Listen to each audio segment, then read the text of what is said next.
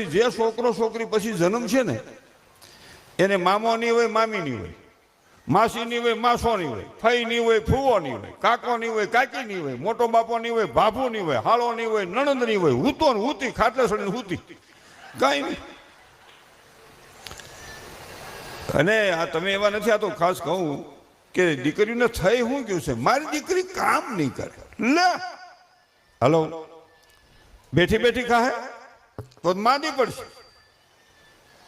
મારી દીકરી કામ નહીં કરે, બહુ સારી વાત કહેવાય.